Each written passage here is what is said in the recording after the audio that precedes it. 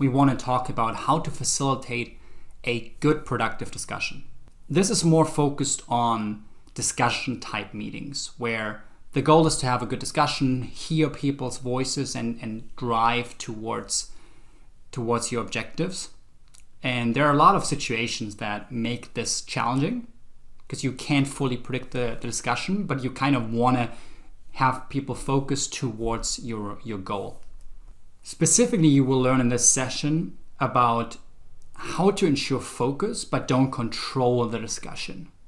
Keep people focused, but don't be the one policing the full conversation. Then how to deal and what are unexpected situations and how to deal with them. Because you will encounter weird conversations and difficult conversations because you're not fully controlling, you don't know exactly what's going to happen. And then lastly, a few tactics, best practices to make everyone contribute and in general have a productive, effective discussion. I want to start off with a few rules for meeting facilitation during discussion meetings. So if there is a part where you want to hear people's thoughts and that's part of the value of that meeting. Your goal is to achieve, the right mindset is to think about achieving the objectives is the goal. But the goal is not to have the meeting go exactly the way it's planned.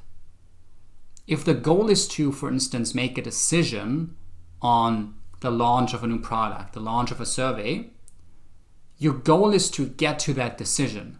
But your goal is not to have the process go exactly the way you plan. So if you have 3 agenda items that should get you there, then halfway you realize, oh, it's actually better to have a few more meetings to discuss some of the trade-offs of different timings and some of the nuances and make the decision at a later stage or make the decision offline, then you're still achieving the objective. And so that's important to keep in mind as opposed to be a stickler about the exact way you get there. And so as part of this achieving the objectives, you want to make sure that attendees stay focused on the objective. So if the goal is the launch of deciding on the launch time or date, and the conversation goes off topic and they talk about product designs and colors of the product, that is a time where you should keep people focused on the objectives again. But your goal is not to control the conversation. So your goal is to have a productive discussion that works towards the decision, but not control what is being said and who says it at what time, etc. And to do that, you have to constantly read the room. You always have to be aware of where the conversation is going, whether things are valuable, and slightly nudge people in the right way by asking questions, by recapping what was being said. Stepping back and saying, we've had a good conversation about the designs now, about the colors, which is valuable, and we should have a separate conversation about that. In this meeting, we agreed to talk about the timeline of launch. So what do people feel about the timeline? Does the timeline make sense that we just presented, etc.? It's a way to shifting the conversation again.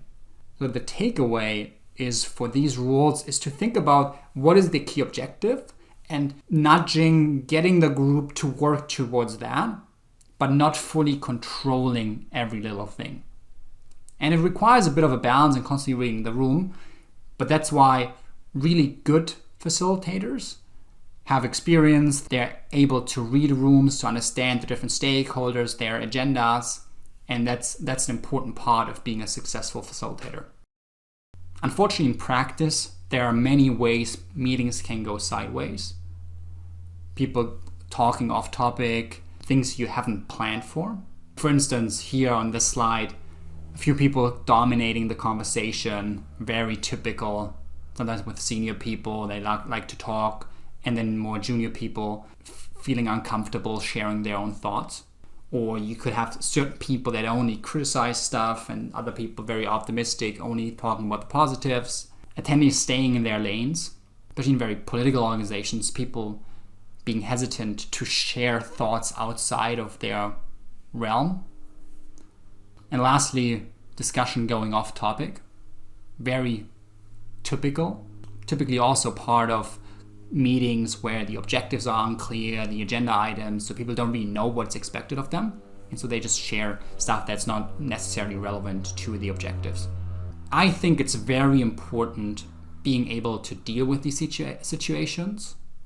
Similar to the quote here, I think great things in business, or being a really effective business person, is being able to work in teams and get a group of sometimes not aligned stakeholders to get them aligned and run towards a common goal. And all the difficult decisions need to be done by a group of people. And so it's really important or powerful to being able to deal with these situations, especially in discussion meetings, and get people realigned and actually make a decision and driving towards a goal. And there are a few tactics, and this is by no means comprehensive and exhaustive, but just a few things that I think are important a few tactics that could help you in those unexpected, difficult situations. If you know somebody likes to talk a lot, likes to derail conversations, you could pre-wire that person. Tell them in advance to hold off a little bit, let others talk, in a way coach them to make sure that the meeting goes in the right way and that you have a productive conversation. And that's also the second point. Encourage senior stakeholders to hold off voicing their opinions. Quite often when somebody more senior starts off sharing their opinion, people are more hesitant to contradict, to criticize that opinion, since they are the senior people, and there is always a tendency to not criticize more senior people. And by having them hold off or not share at all, and especially encouraging them to see the meeting more as a hearing other people's opinions and then make a decision or reflect after the meeting, can be a very effective way of hearing everybody's opinions. Being vulnerable, especially as a more senior person, is very effective to creating something called psychological safety. Google did a study where they looked at effective teams inside the company, and they found one of the key ingredients was psychological safety. A few of the other ones were clear common goals, which we talked about how important it is to be really clear on the overall goal, but then also creating psychological safety. In other words, means people feeling comfortable speaking out, not being afraid of any repercussions of saying the wrong thing. By being vulnerable, by sharing, I don't know the best strategy here. What do you think? That's being vulnerable, especially as a more senior leader, but also as a junior person. People opening up, others are more likely to open up as well. And the second point is somewhat related to being vulnerable, is starting with an icebreaker or inclusion exercise. This is typically more relevant for longer meetings. If you have a 30-minute meeting, 45-minute meeting, an icebreaker is probably too much because you spend too much time on the icebreaker and you probably won't have enough quality time discussing the topic. But if you have a full day workshop, even a 2-3 hour meeting, spending 5 to 10 minutes on a quick icebreaker, and there's like a lot of different options, even having everybody draw their happy place or draw what they're excited about in the meeting or stated what they're looking for and what they're afraid of. It creates a bit of vulnerability for everybody. Every time I've been involved in any of these icebreaker inclusion exercises, I think it totally changed the atmosphere and how people are willing to open up and create a very productive environment. Calling out attendees from time to time can be very effective. Like I said earlier, specifically asking somebody like, hey John, hey Jim, what do you think about this? I know you did this topic last time. How do you feel about it now? What were some lessons learned? With open questions, asking people is an effective way of ensuring that everybody gets to share their thoughts, if that's something that we think is effective in that specific context. And then lastly, using democratic methods to solicit broad opinions. You could think of it as voting.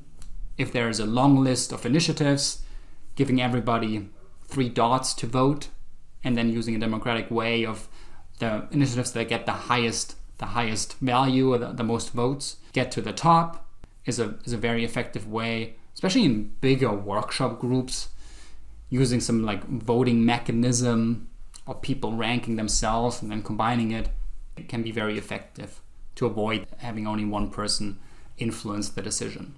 These are just a few tactics that I think are effective in situations, as we talked earlier, where the conversation goes sideways, where things don't go exactly according to plan, to bring people back to the task at hand and have the group work towards a common objective. A few things that we learned, lessons learned. The goal is to have the group work towards the objectives and ensuring a focus towards it, but not controlling the discussion, not controlling every little step, but keeping people focused. We've learned how to deal with unexpected situations. We talked about a few tactics that you can do, pre-wiring folks, think about icebreakers, calling people out in a nice way, obviously, to ensure that everybody contributes, and how important it is to have people contribute in their own ways to have an effective discussion.